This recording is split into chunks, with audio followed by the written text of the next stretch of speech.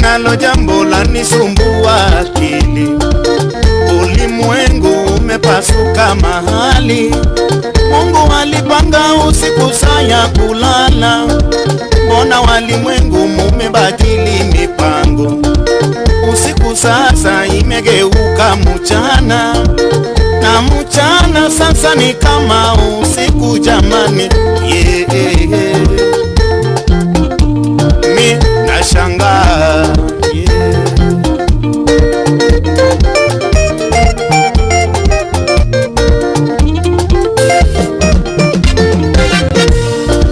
mimi nalo jambo la nisumbua akili, ulimwengu umepasuka mahali.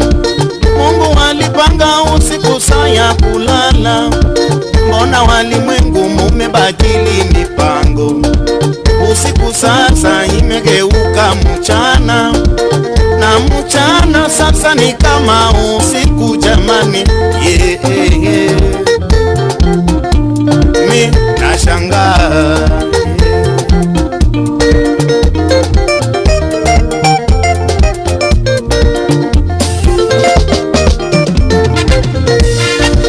karo za watoto munatafuta usiku, kodi za nyumba munatafuta usiku, biashara nyingi mwafanya usiku, chai kwa mkate sasa mwauza usiku, mahindi choma sasa mwauza usiku, mali sasa mwauza usiku, hata maombi nyingi mwafanya usiku. Koinange munatafuta usiku, wake kwa waume shughuli zenu usiku, hata safari nyingi mwaenda usiku, biashara nyingi mwafanya usiku. Kwa nini?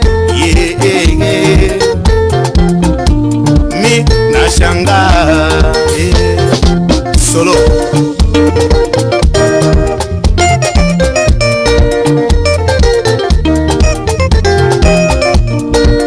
Hapana suba.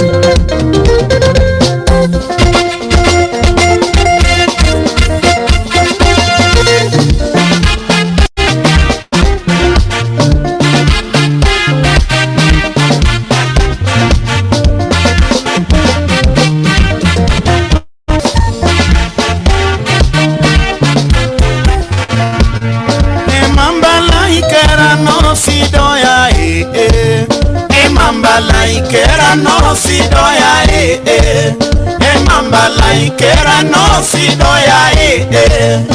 mambala ikera no sidoya natabona mambala ikera no sidoya mambala ikera no sidoya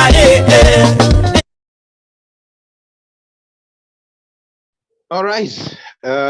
Thank you and welcome everyone. We're waiting for Mike. Mike is about to come to say hi to everyone. It's about 3 minutes to, and we are live on YouTube and we're recording this live. So if you would like to share the link to your friends to watch, you are most welcome to do so. In the meantime, yeah, Mike is coming through. I'm trying to look for this other amazing song he has. There we go, so that we can play it for people. Yeah, and you can always stay ready with your questions for Mike. Mike is coming. I hope everyone can hear me. If you can't, don't worry. I'll try and see if I can fix that. Yeah, it's very okay. It's very okay. Winnie, I've seen. It's okay. Yeah. And as we wait for Mike in the next 3 minutes, enjoy.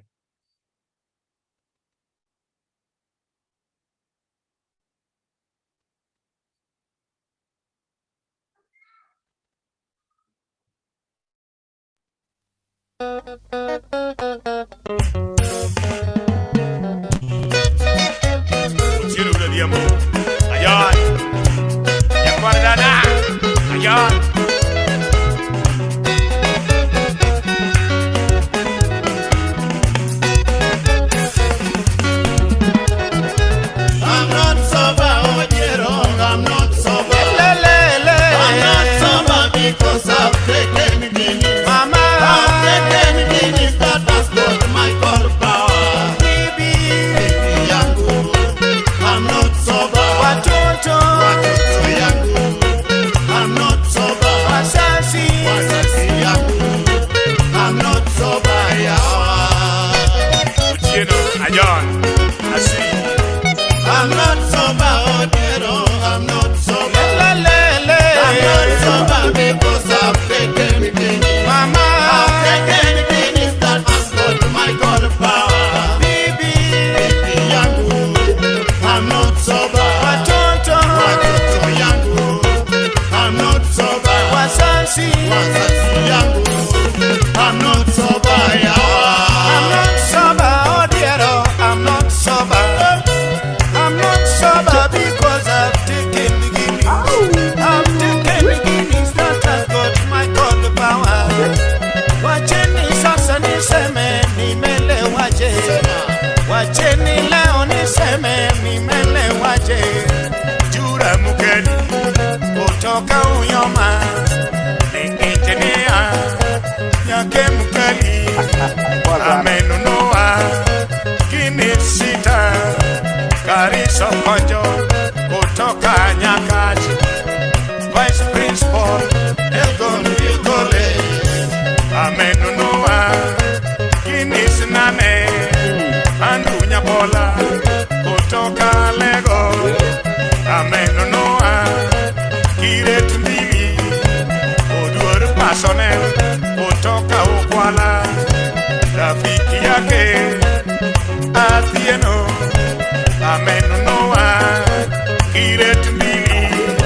Duk Dede kutoka Uyoma ni daktari ya macho ine. Kila mtu akanyage kama mwenye amepewa power. Unane kokalo, unane kokalo, minomolo kanyonja. Unane kokalo, Athieno, unane kokalo. Mama Pisi, dongo unane kokalo. Unane kokalo. Mano Mama Gladi, unane kokalo. Bwana Muli, unane kokalo. Furaha, unane kokalo. Nyapola, dongo unane kokalo. Bwana Uda Lego, unane kokalo. Unane kokalo. Pita Deliti, unane kokalo. Umeona Awillo, unane kokalo. Ati amepewa Guinness, unane kokalo. Ati sasa amechoka, unane kokalo. Utinu vya basi yege magape. Ngoro bude kumu ayege magape. Tina mado Guinness madanga tango. Chegu langu.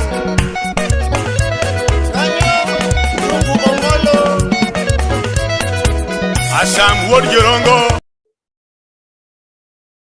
Thank you, everyone. Glad to see people are here. Asanteni sana.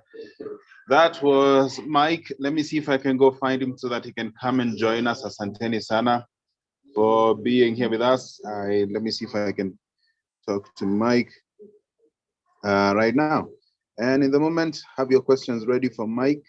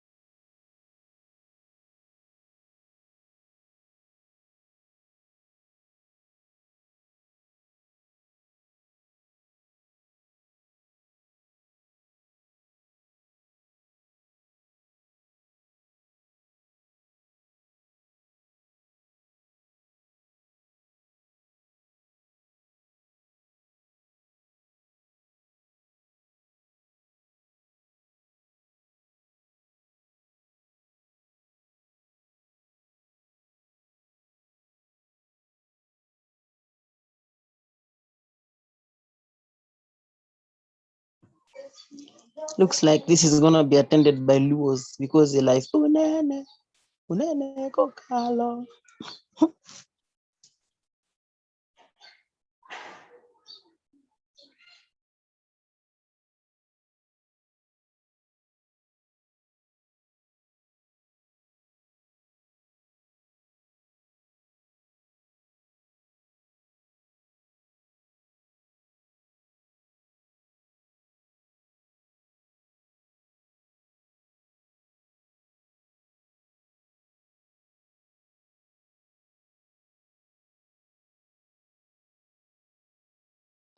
All right, we're simply just waiting for Mike to come. We should be able I to think he's in the house. Oh yeah, Michael. Hey, Mike, what's up, man? Acha tuone kama we can prompt him to put on his camera. Let's see, here he is. Nick, can you hear me? We can hear you, Mike. What's up, man? How are you?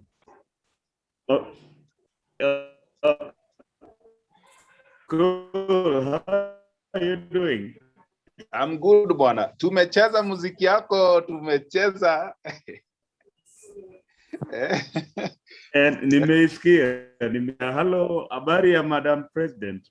How are you? Mimi nimesikia tu unene kokalo. So I started looking at the names of the people and I'm saying Akinyi, Onyango, Ooko, Adhiambo, Aula. Hata sijui vile jina ya mtawali ili hata kwa hiyo song. Hata bila shanga. Hapo bado nilikuwa ushago. Sasa mtawali walikuwa watu watao. So kwa niko ready kutengeneza wimbo. Unene kokalo. Kuwa ready na ukwe tayari kusalimia musician. Kabisa. Yeah, so very quickly, Mike, asante sana maze for coming through. I know nimekutoa from a very busy schedule that you have, but and also, by the way, just to say this very quickly, people think that Jamnazi and Mike only have those two songs. They don't know that there's a whole other album, a couple of albums actually. So before we get into that, I know Madam President is here. She's going to do a lot of things. But Karibu Bana, introduce yourself, tell us who you are. And I know you are saying what wanasema ati Jamnazi hizo? Watu wanasema Jamnazi only has those two songs. They don't know that you guys have a couple of albums, bwana. Yeah, the album almost past 10 now. That's how unaona past 10. It's only that we just know I'm Not Sober and Riziki. Yeah. Yeah. Mimi Rodrigo, nafikiri watu wanajua yangu gani? Yangu, mimi of all the people. Asema huyo madam haimbangi, huyo ni mwalimu tu. Na vile uko na songs nyingi yaki for real, honest. Maji, 13 albums. 13 now. I'm sure even this contestant, if you ask this contestant to tell you song ya ama album moja yako, by the way, they will not know. Yeah. So very quickly, Mike, I don't know if you unanisikia bado. Can you hear us? Yeah. Oh, good. So very quickly, I know. Nakusikia even though nasikia huko kwako there's a lag of some sort. Wewe tutakupeleka mahali kwa network.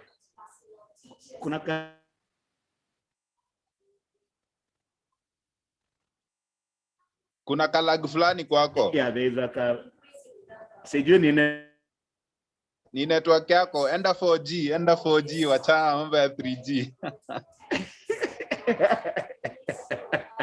So very quickly, Mike, asante sana for coming. Quickly, tell us who Awillo Mike is, and tell us, about you, and then about how you guys came up with Jamnazi and the journey about Jamnazi. It's not Jamnazi, it's Jamnazi, I think. Sindio? Tell us about it. Yeah, Awillo Mike is a music composer, music songwriter actually, and also lead singer in Jamnazi Africa. So what inspired Jamnazi, and how did you guys come up as a group to start Jamnazi? Coming up together is actually a long story. Because first of all, I started with other bands. I started with a band in Elbagon. I went to Nakuru town. That is in 1999, those years. And then I went to Nyeri. That's still 1999. Then I went to Mombasa.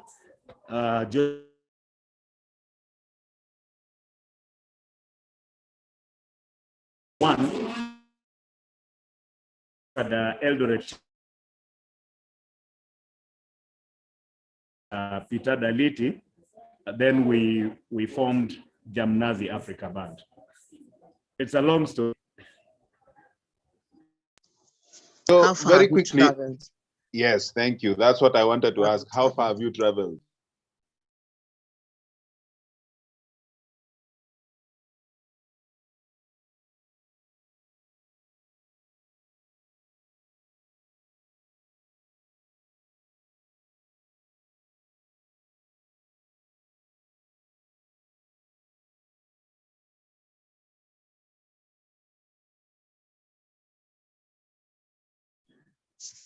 Itabidi aweke hiyo simu yake kwa roof ndio ipate network. Network yake inapotea, wacha tumtafute tena. Yes. Aya, Madam President, take over. Let me go find Mike right now. All right. As we think of this, I want you to ask yourself, Sheila, where do you want to travel? And in case you want to travel, do you have a passport? One Chinese one day came to visit me and told me, Helen, looks like everybody knows you. Where have you traveled? And I told her, nowhere. She told me, and do you have a passport? And I said, no. She told me, Helen, you're joking. You're joking. You cannot be known and people know your music and you've traveled nowhere. As soon as I got a passport, I traveled everywhere. So for that reason, nani ako na passport? Nani ana? Beba mkono juu kama una passport. Mara ya kwanza. Beba mkono juu kama una passport. Mara ya pili. Sheila una passport. Kalenjin. Relative ya Ruto. Relative ya Ruto hauna passport. Kuna jokes. Na sanga ja kusaidia. Inakuja. Ukipata passport utakuja kunikumbuka. Thank me later. As soon as you get a passport, you start traveling. And musicians must travel. Otherwise, how else do you relate? How else do you write stories? Hata Vivian akona passport yawa. Where una? Who else does not have a passport? Nani? J.RODRIGUEZ. Gladys, una passport? Ayo. Ama yo kusema uko na. Siwache hata mimi nijiseme hata mimi sina passport. Wewe wacha jokes. Acha jokes, wacheni jokes. Kumbe nyinyi ndio nini? Maybe you can call me na unitengeneze passport. Achie. Mayo. Achie of all the people, Alu does not have a passport. I had a passport, but ilipotea juzi. Ilipotea ukienda wapi? Enda urenew kabla uanze kusema corona ukichanjwa ndio utaenda ng'ambo. Enda urenew haraka. How can you be achieved without a passport? Nilikuwa nataka ku travel but walininyima visa. Walikunyima visa? Nilinyimwa visa. Ya kwenda wapi? Sikupata. Ya kwenda wapi? Ulikuwa unaenda wapi? Canada. Yeah, you're too beautiful. And you think they're going to trust you to go and come back? Nilikuwa naenda Canada. Yeah, you're too pretty. You can't go to Canada and then like that. The places people go, actually you make sure they tell the photo you take is not of a very, very pretty and sexy person. You put on manini makeup baka ukae mzee ule wa kudidi. Utastukia vile seriously? Are you for real? I'm kidding, of course. Yeah. Mimi nilipata passport and the first place I traveled was 28 different states in the US. Yani, I know the US better than the US themselves. Wow. Ndio nasema baraka huwa inafungwa hivyo. Jifungie baraka kama una passport. Tafuta passport utaona. Utaona jinsi na maana. Sasa mama kutengeneza hiyo passport napitia wapi yawa? Hiyo ni kazi rahisi. Hiyo passport napitia wapi? Kazi rahisi sana. Bora tupate invitation. Na invitation, kupata invitation si ngumu, naongea tu na mtu anaishi ng'ambo. Write for me an invitation. That's it. Jafet, uko na passport? The psalmist. The psalmist uko na? Yes, madam. Do you have a passport? Niko na passport zote za Kenya. Very mimi siongee juu ya kipande. Siongee juu ya kipande. Za Kenya. Mimi nauliza juu ya passport. Poleni, nitawafuata kama nimezima kamera juu. Niko mlezi, ninalea. Wewe ni baba mlezi. Okay. So ndio nasema Jafet, I'm serious. Yes. Do you have a passport or you don't? I have the new one. Forget about the old one. Good boy. Very specific. Yeah. Very specific. Yes. Sasa kuwa tayari kusafiri baba. Mungu atafungua njia. Wacha corona ipite. Corona ni mbaya. Shindwe mfululizo. I've been ready. I've been ready all through. Amen. Thank you guys for praying for me. Yani, how are you doing today? Leo nasikia na Mom and Vivian. Madam President, Mike is back. So Mike Awillo is back. Yeah. Acha tu test tuone nini yake. Sasa uko sawa sasa Mike. I'm doing well. Asanteni sana kwa kuniombea. Awillo. Hiyo jina ya Awillo. Yes, nakusikia. Ama ulitoa hiyo jina wapi? Wajaluo nayo ndie na ulitoa hiyo jina ya Awillo kama Awillo longo. Hiyo jina nilipewa na wasichana wa Awillo. Ujaluo ni nani? Siku Awillo Mike. Aya, so Mike, unatusikia sasa vizuri nao eh? Hii network yake imehang. Wewe Awillo tafuta network bwana. Hata si network, Awillo tafadhali. Ingiza tu data mara moja, data. Data kusema wacha kutumia wifi, weka data. Weka data mara moja hiyo wifi. Niko na nini na laptop. Sasa data unaingizaje? Sina modem. Data unatumia simu yako kama modem. Simu yako ndio inakuwa modem sasa. Alafu unajitenga. Simu yangu ni mulika mwizi, inaitwa Katululu. Ya Awillo. Awillo we goda wiwa. Ya Awillo ya Awillo. We have a problem. Tutakusaidia. Amnisikitu kabisa. Tunakusikia sasa, tunakusikia. Sasa tunasikia, tulikuwa tunacheza tuone kama network yako ina flow. Mpaka sasa tunaona ukimove vizuri sasa. Inapatana. Uko sawa sasa. Madam President, you had a question for Mike. Endelea sasa. Hivi tu wazungu sijazoea. Awillo sisikike sema hivyo na Jaluo ndio msungu wa Kenya yawa. Luo pia unaanza kusema nini histo yawa. Awillo usirudie tena. Awillo has not said anything. We are the Luos and the Wasungus of Kenya. Technology passes through us before it gets to any land. Unasikia unatumia laptop. Hiyo simu ya mulika mwizi ndio utupe huko. Huyu ule hapo kando yako ndiye alikuinfluence. But ni sawa. So Awillo. Umetravel wapi?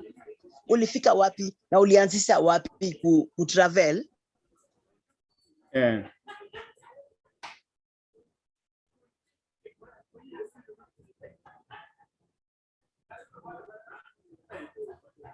Umetusikia? Nimesikia unauliza kama nimetravel wapi? Yeah, where have you traveled? Where have you traveled? Umefika wapi? Which song made you receive this invitation to travel? Our first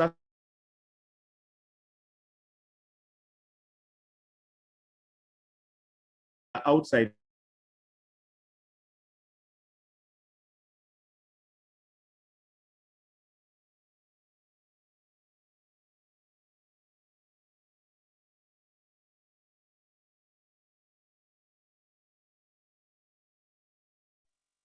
Yawa Awillo yawa. Sasa hii network yake inangoja tucheke alafu inapotea. Awillo, wacha nitafute Awillo. Madam President, continue, wacha nitafute Awillo tena nimnunulie bundle. I think I have a way to do this, eh? Let's just call him. Oh yes. Let me see if I can be able to do that. Call him and then he now responds through your phone. Okay, speaker. Let me see if I can do that now.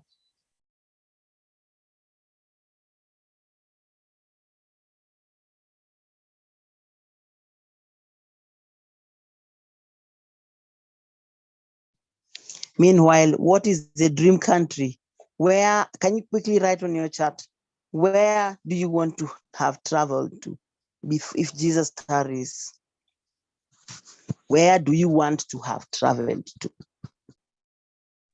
Kuna mama moja alitamani kwenda China, akapiga picha zake, Photoshop kwenda China, and before long a sponsor akakuja, kampeleka China. You never know.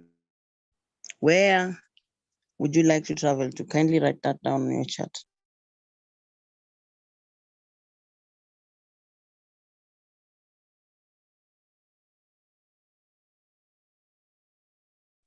Jerusalem, Israel, these are people who are holier than thou. Jerusalem and Israel is gone by people who want to do a pilgrimage. And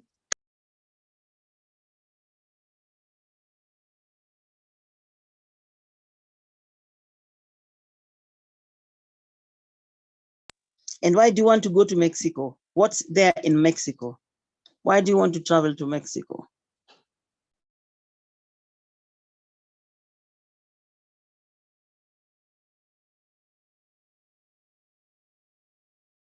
Sasa Nyamwero, they didn't give you a visa to America and you still want to go to America. If they didn't give you a visa to America, try going to England.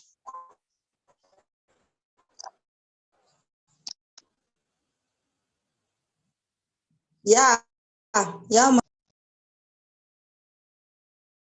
What are the reasons? Why do you want to go to these places? Are you just writing for the sake of it, or there's something you want to accomplish when you go to these places? Yeah.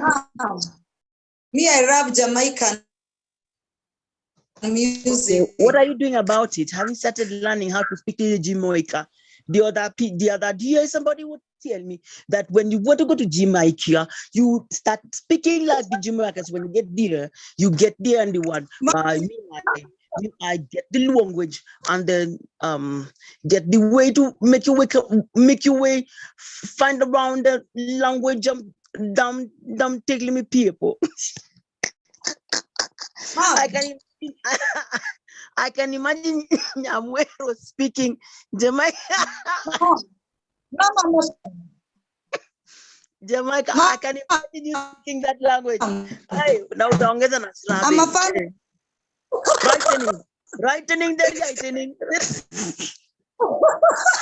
Mom, I love reggae so. Reggae is in my blood. I love reggae so much. So I love the but now you stop shrubbing. You have to find a way. Find a way to rap them like a Jamaican person. Yeah. I wanna shatter them. You start practicing how to speak them Jamaican. You speak them well up, man. Let's try. Can we try them language? Come try them language and see whether the Jamaican people and the like Jamaican slang, and it's called patois. Going to find in the fight in the language that you speak. Can you quickly enlightening me in Jamaica, and the Jamaica. Do you know what? From since I was a young girl, I love Jamaican songs so much.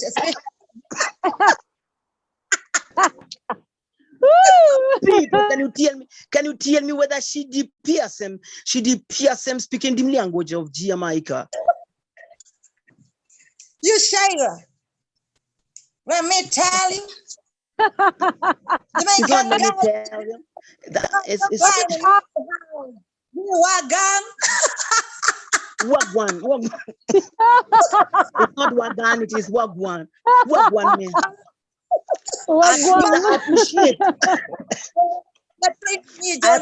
them that you can speak something closer like that. Blessed is the one who comes in the name of the Lord Jesus. So why?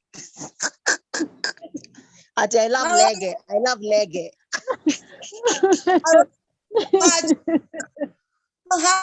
You don't have to rap. There's no shrubbing when you speak Jamaica. I'm going to train myself before the end of this week, Jay. I thought you know Jamaican, you have to play some eyes.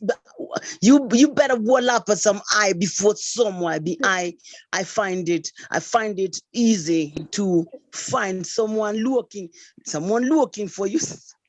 You have to speak on beers inside the Jamaican language. Practice with me. Practice, yeah. Wacha mimi ni nyamaza na kikale yangu nisiweze kuchaipisha. Hata Jamaica akikuja hapa hivi waanze kuongea kikale yako ataweza kweli? Wacha sisi tusumbuke na yao.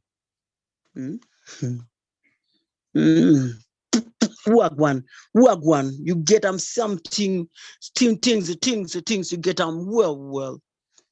Nyamwero, practice in a language. Okuyu inatokea mahali hapo asema ndio sababu nilikuwa ninasema you don't nilikuwa. Am I writing? Mom, let me tell you, Practice, make perfect. Oh.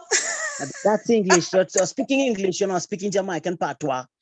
They speak Jamaican patois. You can find them right there on YouTube. Find them right there on YouTube. Get them language, get them accent for Jamaica. Once you get accent for Jamaica, you go speak him. You get a things well and be it. Mom, can you imagine me now? I can worship song. That's imagine you talk happy wewe. See tunaongea. We are speaking Jamaican patois. Speak Jamaican patois.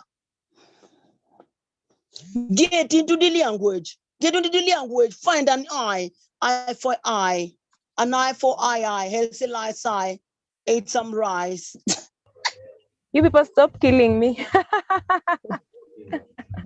Lynette, we atapita kuenda Jamaica kweli. Somebody also wanted to go to Nigeria. Maybe she needs to go there and learn. Yes. I'm here. Huh? You trust in me 100. Sinitafundishwa. Utafundishwa mama. Watanifundisha Jamaica, si ndio? Yeah, ukifika huko utalearn by fire by force. You know, I realize that French is easy. French is easy for Kikuyus to learn. French is way easy for Kikuyus to learn, and they never shrub when they speak French.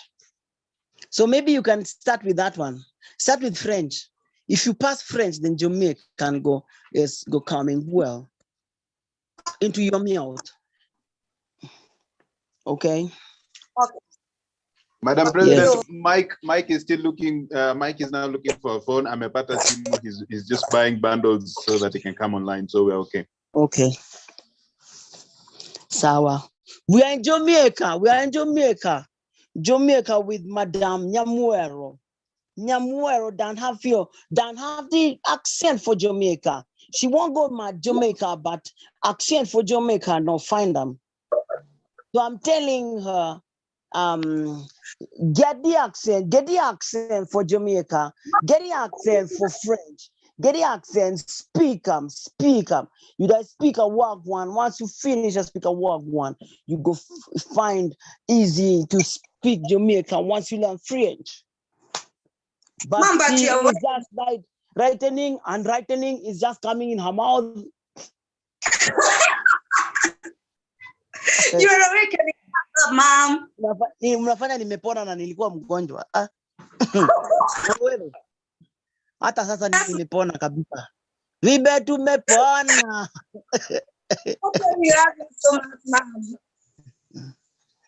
Yeah, Jamaica. I was listening to the accent for Jamaica. For Jamaica, just the other day.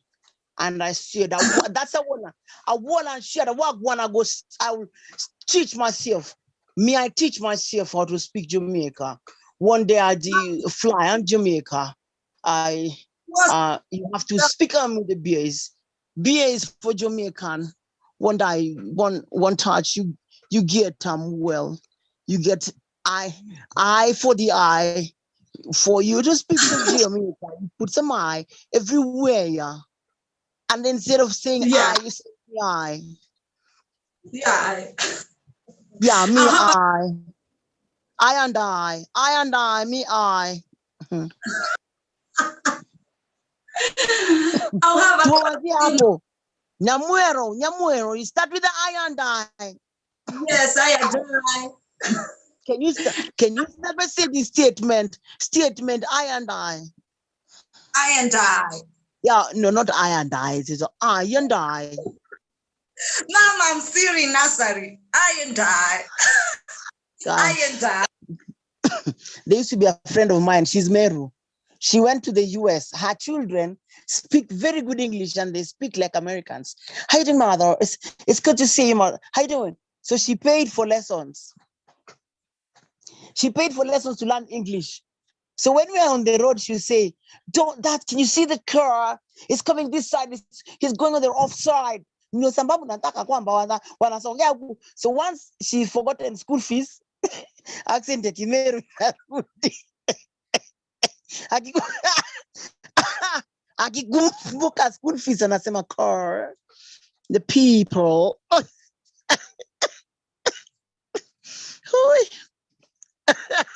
Yani mpaka unakohoa enyewe. Anakumbuka Kimeru accent. Kimeru inatokea. Anastukia kama anasema, the other people, just the way that I told them that they are not supposed to be driving on the wrong side. Akikumbuka school fees alilipa, anasema, that's my car. It's left there.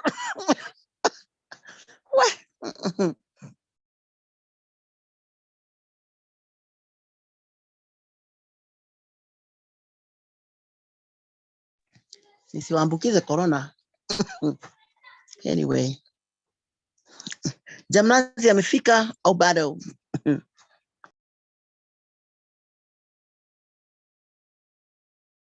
We're talking about traveling. Now, we've indicated the countries we want to travel to. Let me check and see where else people want to travel to. Rodrigo, umesha travel kweli ama ni Kenya tu? You travel from Meru? You travel from Meru to Embu?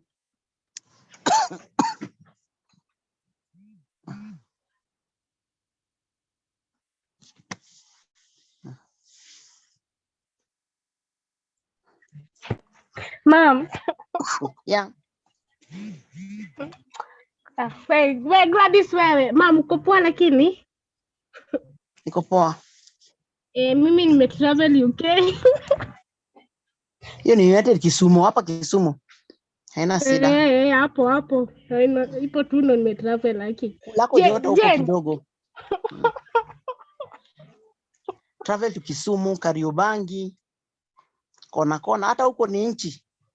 United Kingdom.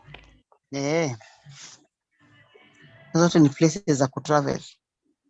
Tuambieni tu kweli, just tell us how far you have traveled. Aola umetravel wapi? Yes, Madam President. Where have you traveled to? I've not gone beyond Kenyan borders so far, but in Kenya I've walked a bit. Hata Arusha hapa hujaienda. Imagine. Makosa.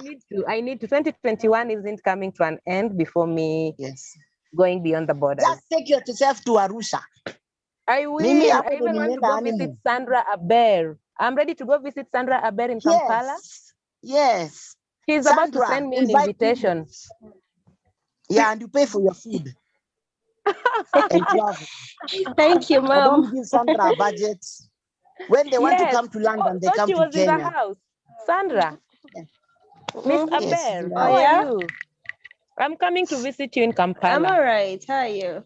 Yeah, I'm good. Come with that whole boutique. Bring the boutique to Kampala. We shall be friends. Yes, and they carry their own food.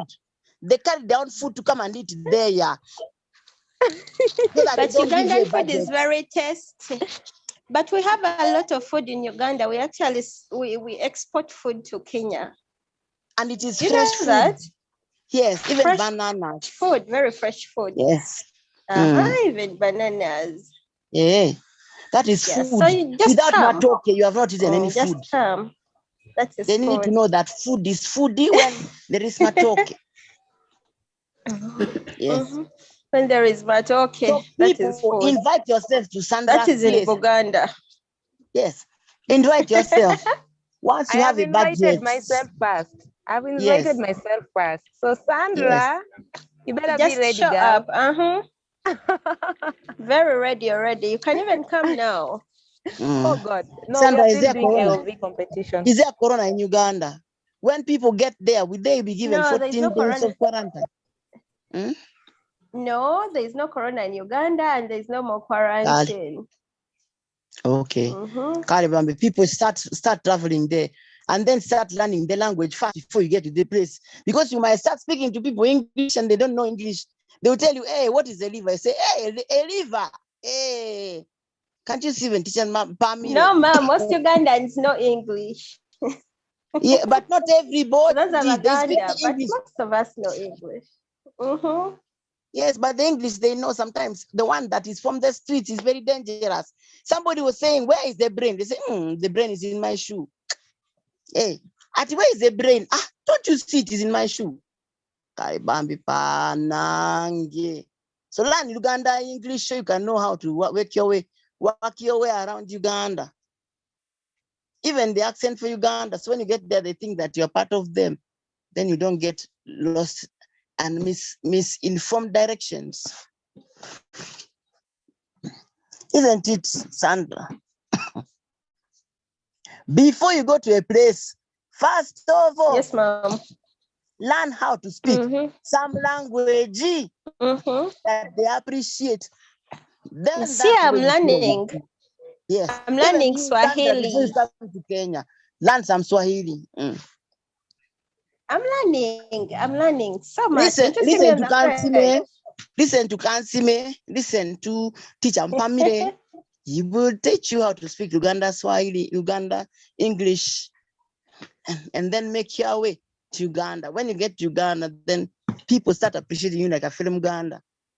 Isn't it, Sandra? And when, Sandra, you want to come to Nairobi, have to learn Swahili. It's safer to be in Kampala. It's safer. I was in Nairobi, they almost stole my head. Mike is here. Look at that now. Mike bwana, umepatikana sasa. Mimi nakwambia niko na shida za teknolojia. So now, so now after you've traveled all that far, what's the biggest? I know the contestants are on a lot of questions, and even as I want to release to allow Madam President to drink some water kwanza. But tell us, even as the students prepare questions for you, Nini, what's the biggest challenge you guys faced as a band and as individuals? Kama sasa wewe kama Awillo sasa.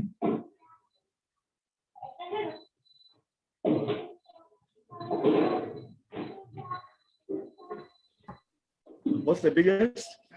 What's the biggest challenge muliface kama band as Jamnazi band? What's the biggest challenge you guys faced as a band?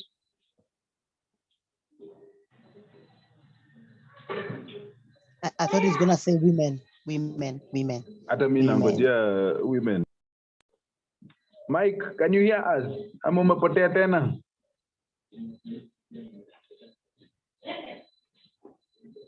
Are you sure Mike is not in Uganda? You know, Uganda is usually the one with network issues like this. And South Sudan. And South Sudan.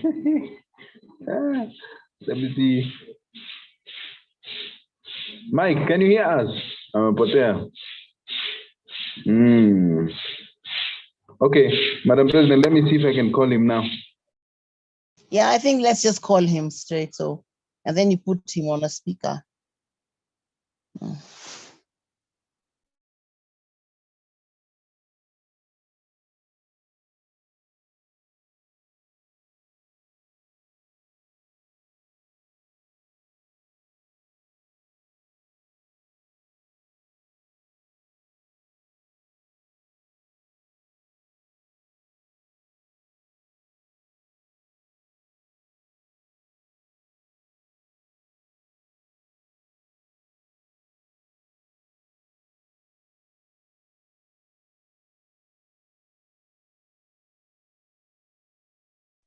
Yeah, now kindly write questions you want to ask Mike.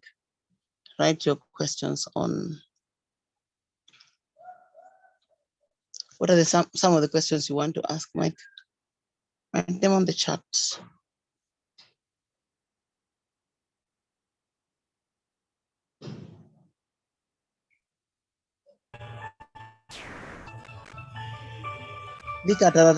Are you married? What was it like finding a wife?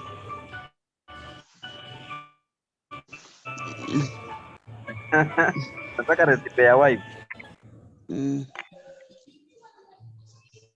Hello.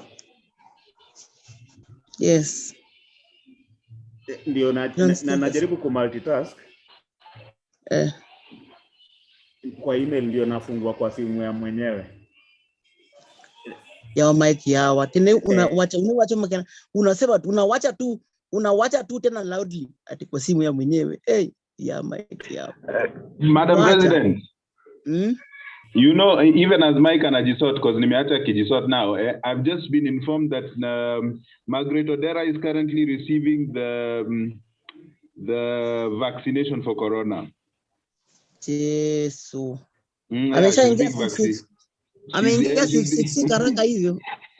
She's being vaccinated as we speak. So I'm waiting for her to actually come online there to be how it feels to be vaccinated. What are the side effects that are there? She will start speaking English, and before you know it,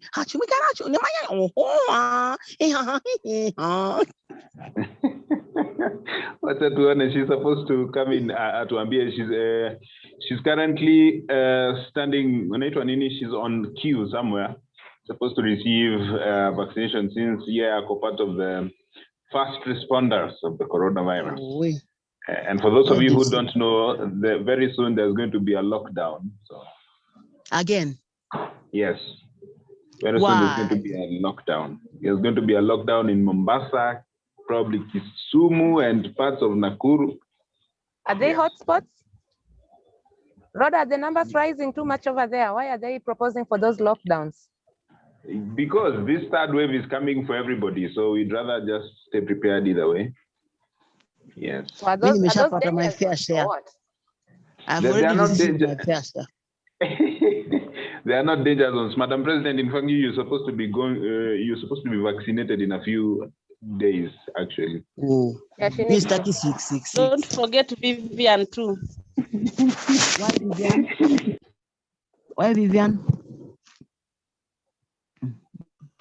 Vivian pia nafaa kupata hiyo vaccine. Unajua hata hiyo kuna vile sauti ilikuwa imeenda na koo. Asiwe na kierere.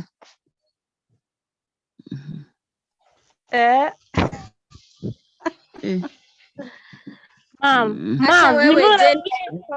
Yay. Mimi. David wacha kierere. Nasema tena nitapewa. Vivian is going to be vaccinated. Vivian will be asked, what is your name? My name is Helen Tawali. Nikupate. How old are you? 24. That's Helen Tawali. No, that one is Helen Kotomolo.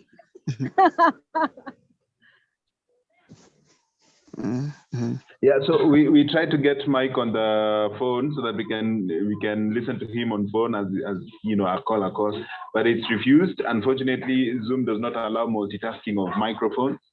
So he's now opening his email so that he can see our link and then use it to log into someone else's phone and then now join us live using MBs from data, not from Wi-Fi. Yes, so that's what we're waiting for in case you're wondering. Again, apologies. Like Madam President said, sometimes these network things can have an issue, and it's a bit dramatic usually. So that's what usually happens. We had already done an exercise with Mike so that we make sure internet was okay, and it was okay. Unfortunately, for some reason, when he joined, that's when problems started coming in. But yes, thank you so much for your patience. The reason we brought Mike here is because of his history with African music. And we're hoping that through his history with African music, that everyone else, including those of us who are still members of the African, you know, we love African music, would be with him. Like I said, we are live on YouTube as well. So thank you to all of you who have joined in. Thank you to all of you who have told your people to come through. Joyce Ojowi, thank you very much for being with us on YouTube. Joyce Ojowi was a contestant on Africa Online Vocalist Season 3. Very, very avid and familiar contestant to us. She's been doing an amazing job. Yani Vivian, mpaka profile picture yake tu ni mtash. Unaona, I told you, akiuliza, what's your name? Helen Mtawali. Oh, Mtawali. Oh, Joey. Aola. Leo Wajaluo kwa hapa wana represent sana, wanangojea kuimbiwa nimetambua kuhasibu siri. Siri ya moja ni kwa sababu wacha hiyo. Tunangoja I'm not sober, Odiero, I'm not sober. Hiyo iliandikwa vizuri sana. Ni vile sasa angeasema rafiki yangu apewe kitu. Why do Luo sing about people? Right now, if you listen, Lynette, right now, Yes. if you listen to any of Luo music, lazima watasema imozona kinyi matonone. You know why, ma'am? You know why? 3/4 of the song you are mentioning. You know why? No, I don't know why. You know, Luos generally are people who are proud and they love to be praised. So most musicians realized that Luos love to be praised. So they decided to praise these people in authority, these people in high places. And, you know, by so doing, you also gain, you know, favor with them. And it makes you get easily, you can access them easily. And, you know, they just feel good and they can't fail to mention you or even welcome you when they have events. And I think when you mention them like that, they pay you something. Exactly. Like if I went and say, what musicians realize. Nitakosa kutoboka. Ma'am, do you know even the former president, the one that just passed, Daniel Moi? You know, I was young, but I could see when people could sing about him, sing praises to him, akipita anatoa kitu. But people stopped doing that. Nowadays, we don't sing about our presidents. So it stopped at Kibaki. It stopped at Kibaki. But you know, with Moi, it was like akipita, raisi wetu, Moi, sijui nini, people sing. Me, I can remember. I can remember a song I sang when I was in primary school, and it was taught by Alinia Kamba. Leo ni siku yenye furaha mingi sana kumwona raisi wetu Daniel Arap Moi amepitia pamoja wote na viongozi wote maaskari wote tuseme rangi tumsalimie baba anaingia ndege.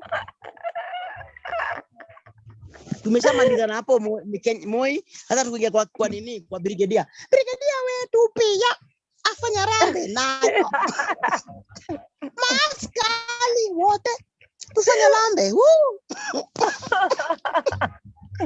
Ma'am, sorry. Yeah. You know, it's a good culture, you know. It's a good culture as opposed to singing things that maybe watu hawaelewi. I think it's a good culture sometimes to just sing about our leaders. It also shows patriotism somehow, you know, and it shows that you really love the leaders that are in place. And that I think helped a lot with during the Moi regime, because wakati huo ungeleta nyef, ungeleta mchezo ovyo. But you know, nowadays tuliacha kusifu viongozi wetu. So there we are, and that's why we get all these tribal clashes, all these, you know, people hating each other because of tribal lines and maybe because of political differences. Because those songs were also symbols of unity. Madam amepotea. Niko kwa sana. Oh, uko. Yeah, I'm saying, you know, those songs of praises also, they also played a role of maybe uniting people. Because, you know, when Moi was coming and it didn't matter who is who. This is a Luo, this is a Kikuyu, who we were all singing about Moi.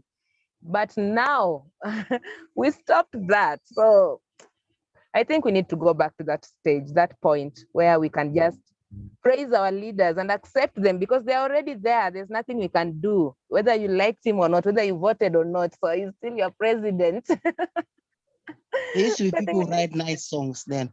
Tawala Kenya, Tawala Kenya. Tawala. Very true. Raisi Moi, Tawala Kenya. Yes. Unaongoza vyema. And you know those songs even now, right now as you are singing it, ma'am, you know, there's just that feeling of, you know, we love our president. You just feel it from the song. We even won him. We won our president like as if he was our age mate. Really, for sure. You know, we've lost respect for authority. I don't know whether it's our generation or it's our parents who failed to teach us well, but we've lost respect for people in authority, especially the president. Unapata mtu ana make jokes concerning a president live on a national television without fear, without worry, and without even hata ogopi. Anaenda tu anasema tu kitu, and it's something that you ask yourself, is this person talking about the sitting president or someone else? Sandra, can that happen in Uganda? Yeah, Uganda, we have one president, Vanangi. Yeah. Sandra, can that happen in Uganda? You need to tell us. We can move to 25 years and we still have the same president. You joke with Ugandans. They have their own presidents. In Uganda, everyone is a president. Oh, God. You are right, my friend. So I think we need to go back there. And Luos are so good at praising, you know, at praising people, because hata ukipata culture yetu Wajaluo, like me when I was growing up, I could hear my dad praising me with names that are not even mine. So Luos, we are good at praising. I think that's why we keep on, even in songs, we just love mentioning people. Because when you ukifika home, hata saizi I'm a grown up, but when I get home, my dad starts calling me these funny names, even my mom. So I'm wondering, am I still a baby? So it's just our nature. Guy, have we lost mom? No. Emotionally netaola. Ninetaola nya rasta. Aola nyakachola. Hey, nyakachola. Nyasembo nyakachola. Nyaboy. Nyakoma lips record singariko. Hey, tell you nyako marambanya, mbanya yudotek. Yeah. You know, with me when they decide to praise me, the first thing they'll praise is the gap between my teeth, and that is what people. Banata pia mimi niko nayo. Hey, please. Even me, I have. I know. And you know, at one point, someone told me that in the olden days, when you had this gap between your teeth, you get married are a very quickly. Precious lady, a very precious lady, and they pay a big price. They pay a big price on your head. Those with the gap say, anybody, if you had a gap, I won't leave you alone. See, those who are marriageable. We were very marriageable, and a big bride price was paid on our heads. So if there was a lady who didn't have a gap and I had a gap, the bride price would be higher, because it was a symbol of beauty. And if you don't have, you can put a coin. And if you don't have, people could struggle. Sandra, I'm being told that people used to struggle to get that gap. Just the same way you hear Madam President say, put a coin in order to get that gap between your teeth. So it was something really valuable. You people, you need to start respecting Madam Ambassador here. Which ambassador? Ambassador Lynette Aola. Oh, that's self-love. Madam Ambassador with Mamwanya on her teeth. So, Mom, are you disowning me and you also have one? No, we are actually singing. We are already writing a song. Aola okola. Aola rambanya. Aola with the hairstyle. When your dongo lips get down. Aola. Berndi. I can't just sing like that. Ungekuwa umeshatuma mpesa kwa kutaja tu. Maliza wimbo kwanza. Hujamaliza na unataka mpesa. Wacha nianze sasa. Alafu Awillo atanibadilishia sahani. Mama dugivinjo kadwaro pako anapaka aola marambanya. Hey. Ito maimo ya milwanda. Kundi chama to nyati lineti Hey. It has to be what is happening? I'm saying which language is that? Sandra, I was in the middle of writing a song. You know that is. I'm saying Michael in. That's Michael already trivial. You only can launch 2 meetings.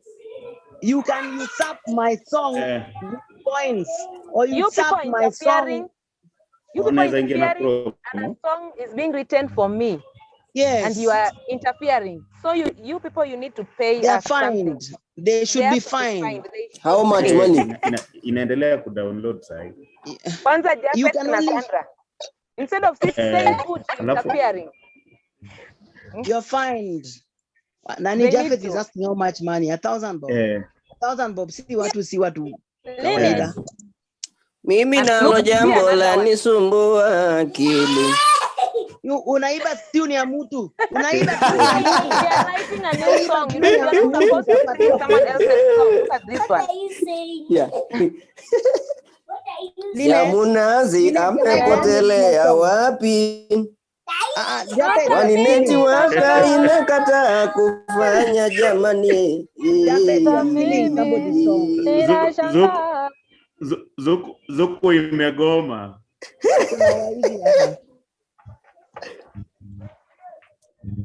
Jamnazi, Jamnazi I'm here, anafaa Jafet. ajitokeze And you better be, Jamnazi. your voice better be romantic. Don't just sing my name anyhow. Yes. I sing for you. Mama, If you have to. can I finish If my you have song, to, you better guys? be sure of how your Okay, voice let is Madam finish her song first. Madam, finish her song. Mama, it's supposed to be romantic. Jafet developed cold feet and ran away. Listen, But guys, I'm Ninette, are finishing you my song. romantic? Can you Yes, keep and it's quiet? supposed to Madam be President Luo. is writing me a song. Keep quiet. Mama, reti nyathini yuak, ringi nyathini yuak, nyathini wiyo timo poklolo. The only woman who can stop it is Ilineti Aolana Kumarambanya. Akisema unastuka. Ameweka uyo nini kwa kichwa wake. Ameweka Rastafari, lakini kidogo tunaona macho ni kubwa, mdomo ni kubwa. Kitu imefanya lazima tuone mwanya ni hiyo mdomo yake ni kubwa. Ni vile hakuna vile naweza kusema kwamba si mdomo kubwa, ni lips ndiyo no. Alineti aola mano dako maokiol godo lineti aola alineti aola we are jusra we are dancing. Eyawa hiyo wimbo nayo kule imeelekea tu kwa kunyono.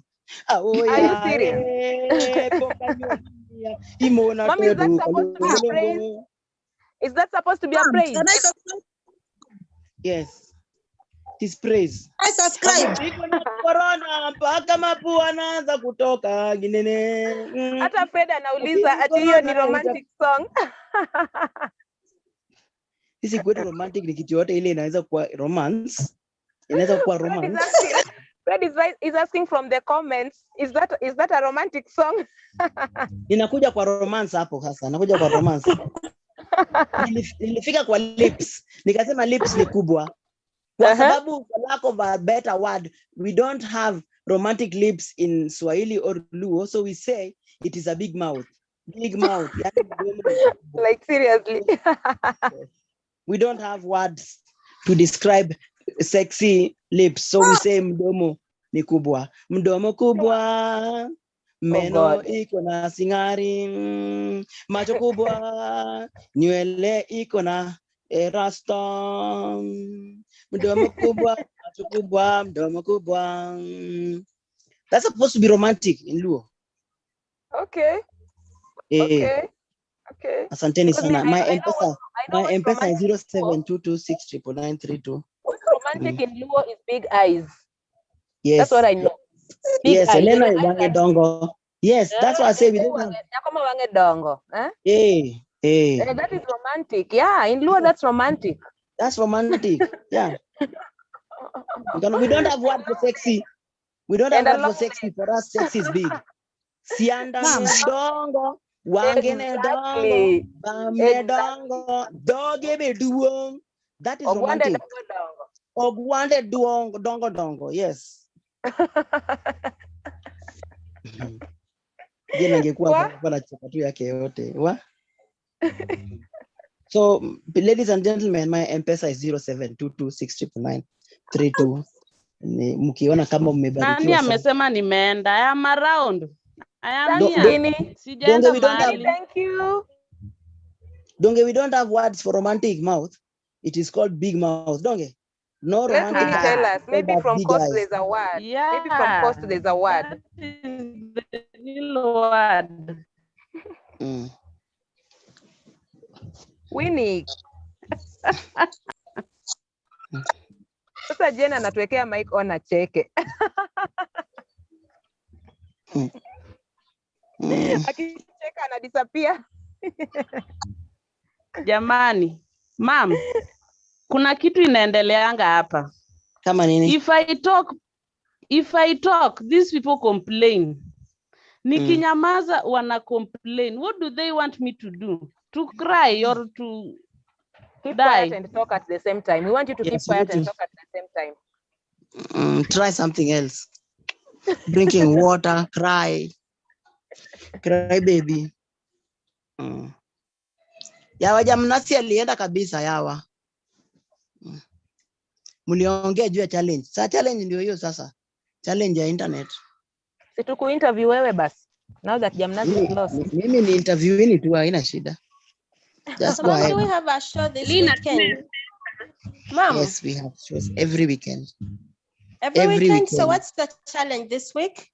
Oh my dear. This is when we are asking about the questions of a challenge. This weekend we are doing poetry. Poetry. No. And I mentioned it. Yes. We weren't told. We did? No, we weren't told. Immediately after the show, I said this time we're going to do poetry. If you have no poems, start making one. We are doing poetry. Mr. Mike is back in. Okay, karibu sana, Mr. Mike. Yeah, asante.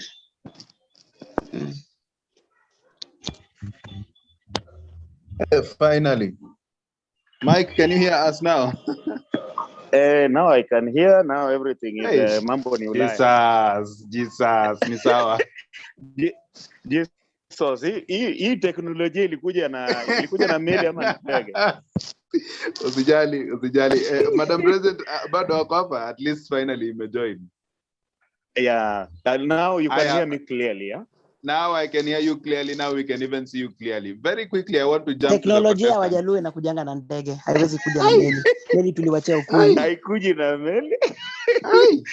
Okay, now you can shoot the questions. So, yes. Tulikuwa hapo kwa challenges. Kwa challenges ile ulipitia na tukafikiri kwamba ya kwanza ni women. What are some of the challenges you have had? Yeah. Challenges from the time I started. Yeah. From the time I started, the challenges have been, first of all, a musician was regarded, when I started, musicians were regarded as people who, wale watu wanapenda raha kabisa. Sasa, music was not seen as a job or something like that, but I'm very happy that these days, at least we are recognized, ukitembea kwa barabara. Yeah, and right now, another challenge that I've come to find out is that just doing music alone is now going to be a problem, especially after now this pandemic. So people have to at least look for a side hustle or at least weekdays, a day job. Yeah. So very quickly, I want women. Na wanawake. Wanawake pia, there was a time kupata mwanamke ilikuwa shida because mtu anasema jatouma, yani huyu ni musician tu. So ilikuwa shida kupata bibi wa kuoa. But then also when you become very famous, when fame comes in, it also comes with its fair share of some other ladies, some of them with good intentions and some of them not with very good intentions. So somebody has to be very careful to balance how ana manage your side, fame and popularity. Yeah. How have you been able to stay on Vogue? To stay on? On Vogue. Yani wewe ukwe fashionable. Unafanya nini ndio ukwe on top of your game? Most of what I do is I do a lot of research, and I also look at what other musicians who are there before me did and what other musicians elsewhere are doing. Yeah, so that at least I know exactly where I can improve. Why did you go out with African music and not Musongo music?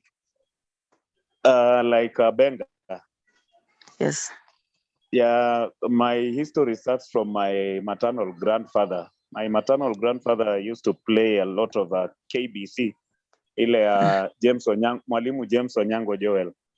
So I think the African music just stuck into my head. I loved listening to TPOK Jazz, DDC Milimani Park, and I think I just follow in those lines.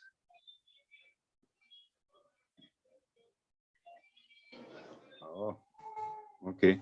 That's nice. Yeah, very quickly, I want to go to the students. I know Lynette has a couple of questions and Lisa. So Lynette, ask away and you use a mic. After so many Uliza swali sasa. Yes, Mike Awillo, how are you? I'm fine. How are you, Lynette? I'm good. This is Lynette Aola, contestant of Africa Online Vocalists. Wow, I wish you all the best. Thank you.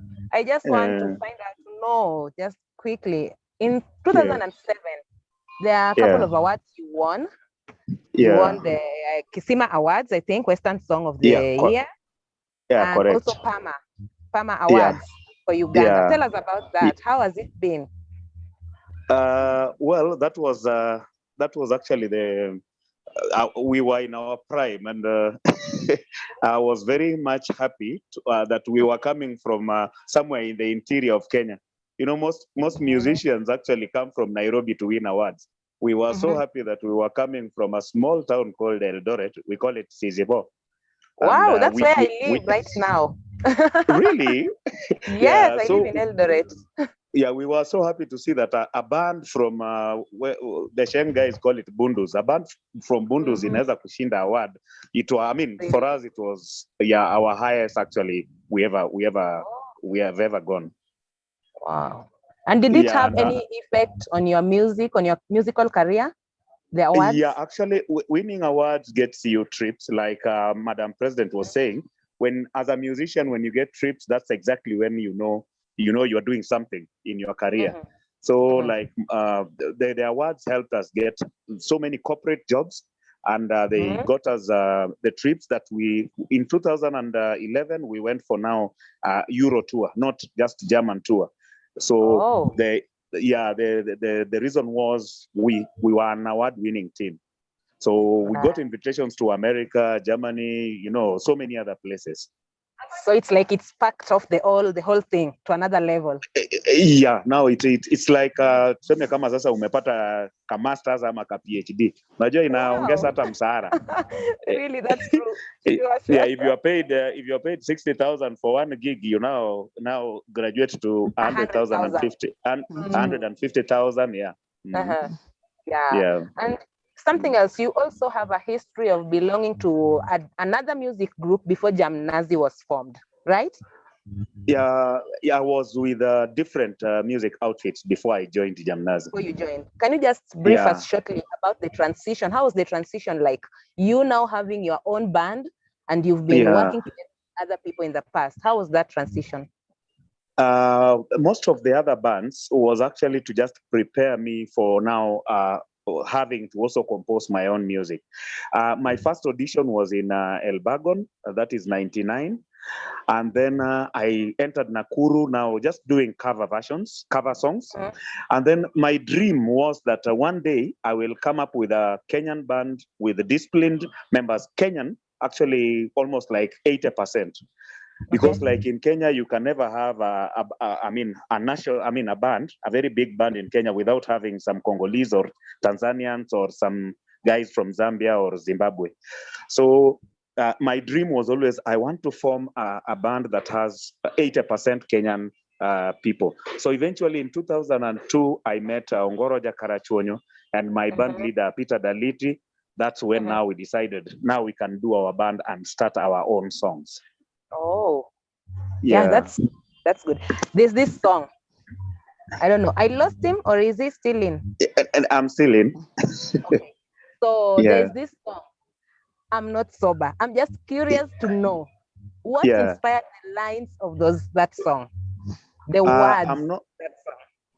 I'm not sober is actually, the irony of it all is that what I'm talking about is when you get a bonus or when you take a loan from a bank, you should actually properly budget for that money you get. Don't just go throwing it. Yeah, there is the initial the purpose for which you took the loan must take 3/4 of what that money is going for. And then you must make sure, of course, there is part of it that you can spend on your madam, you can spend on baba The for shopping. madam.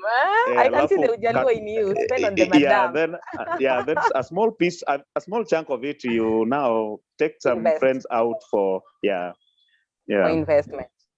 I Yeah, know you're not a contestant. I'm not a contestant, not yet. Yeah, I'm saying I know you're not a contestant in the Africa Online Vocalists competition. Yeah. But this week, Rodrigo put us to task, and he was asking us about live recording versus live shows, live performance versus recording artists. So for you, which one do you prefer, live or recording? Live music or recorded? Like recorded is called playback. Yes. I would actually, especially what I'm even doing right now is mentoring young people to embrace live band performance. Live band performance, you'll never go wrong, and it's actually the real thing. That's the real deal. Oh. So for me, it's actually live band all the way. Live performances all the way. So for Awillo Mike, it's live all the way. All the way, yeah. Are you saying that in the near future we won't find you in the studios? Well, in the studio, you record the music to sell it to people. That's different. But now when you go to perform in front of people, actually, one of the reasons why I ran away from Germany, there's a time I settled there, is because I was forced to, the DJs used to actually see me in a hall when we are doing African Cultural Night, and they would want me to do a playback. When actually in Kenya, I can easily take a few musicians and go and perform live, with the drums and guitars. So recording is for commercial purposes, but when you go for a performance, I would actually advise that when logistics actually allow it, use live band performances. Oh, okay. Yeah. Now just a last one. If Awillo was not in music, if Awillo was not singing, what would you be doing? If I was not in music, I actually went to school to do accounts. Most probably I could have been somewhere in an audit firm or running my own audit firm. Oh, so you would have been an auditor? Yeah, I would have been an auditor of sorts or an accountant. Actually, I did accounts in Mombasa Polytechnic kidogo before music overwhelmed me. Wow, so that's good to know. Thank you so much for your time. Over to you, Rodriguez. Asante sana Lineta, Ola. Mike, asante. Very quickly, Mike. I know we are pressed for time, but other contestants, if there's anyone else here who wants to ask Mike a question, switch on your microphone and you can ask Mike a question before we let him go. Mike, I'm so happy, Bana, to know you settled in Germany. Somewhere I'm thinking about settling, although tutajua. Kama Tila ako, unajua Tila ni connector. Yeah, Tila ni connector. In fact, she's the one who actually connected. Yeah, she's the one who connected us. I was in Germany for 4.5 years. Wow. I even did the naturalization course, but ile Ujaluo na Uluya ilinibeba nikarudi Kenya. Ikakataa hiyo mchezo ukasema wacha urudi. Yeah. In fact, I always brag that I'm one of the Kenyans who deported himself. Ulijirudisha mwenyewe bila kuambiwa. Nilijirudisha bila kuambiwa. Right. Anyone else with a question for Mike before we let him go? Let me see. I see Fred. Fred has a question. Fred, uliza swali. Hello, how are you? Yeah, Fred, tunakuona poa sana. Thank you, man. My question was, how has it been dealing with bands? Dealing with bands also. In terms of working with the bands, in terms of management. Management. Yes. Management. Well, you actually have a band is just like a family. So sometimes you find there are some disciplinary issues that you have to work on. Yeah. Hello, can you hear me? Yeah, tunakusikia Mike, tunakusikia. Yeah, tunakusikia.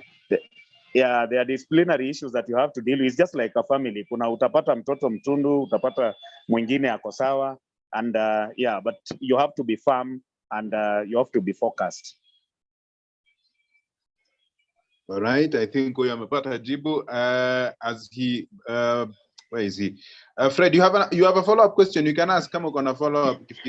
Anyone else who has a question? Let me ask this. Yes. Yeah. Victor. Yes. Yeah. Mr. Mike, how are you? I'm fine. May I just ask, what do you think about Benga? If there could be evolution of Benga, do you think it would sound better, or Benga is just Benga the way it is? Well, experiments have been done, and we have what is called there's what we call Afrofusion, and I think that has been like an improvement of exactly what we have as Benga. So there are going to be different experiments that are going to come up, and I think I would really want to listen to them.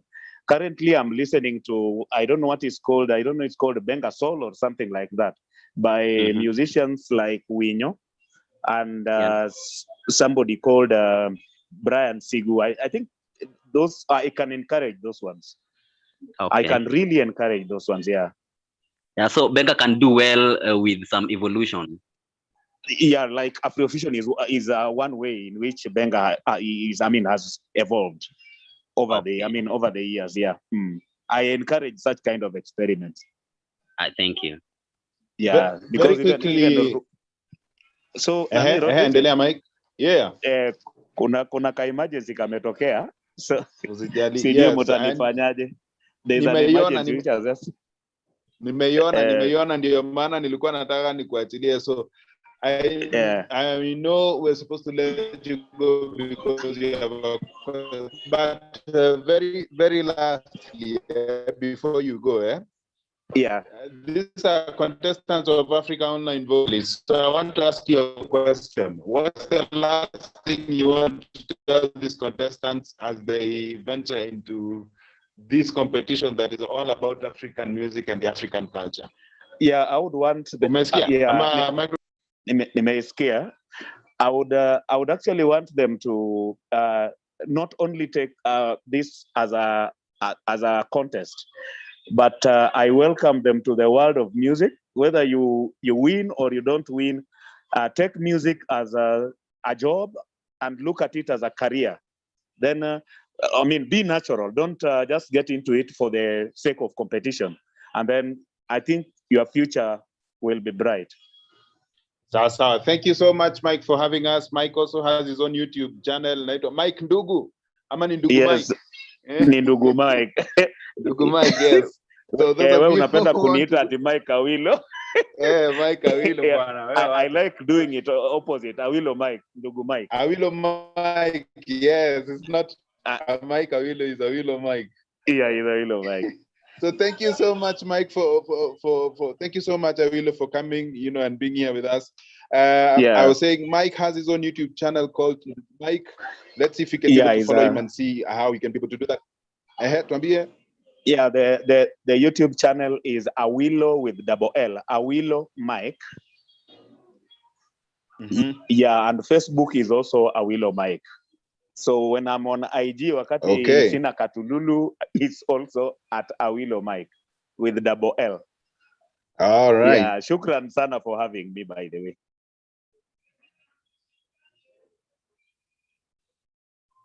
Thanks to Awillo for coming in. We really appreciate it.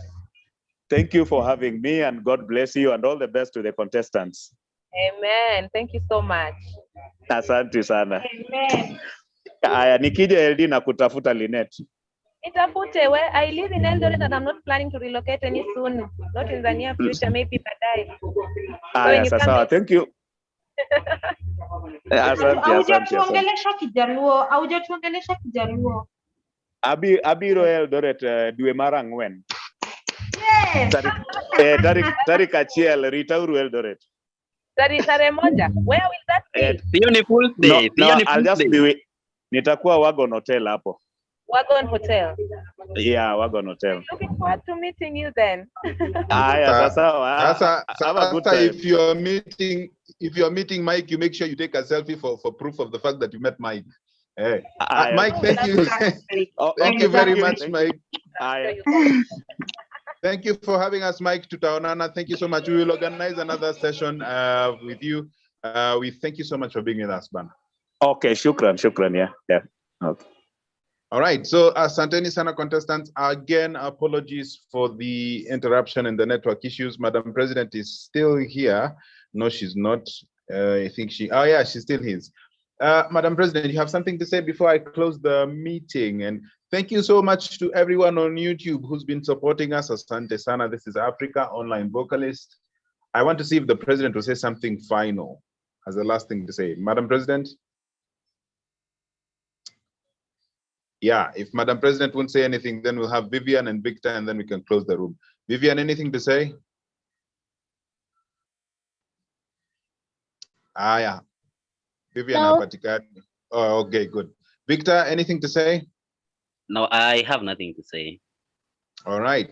With that being said, Asanteni Sana, see you next time on Music Chat. We'll have Iyamu Osaretin from Nigeria, the guy that was the winner of the International Ambassador of Africa Online Vocalist Season 3.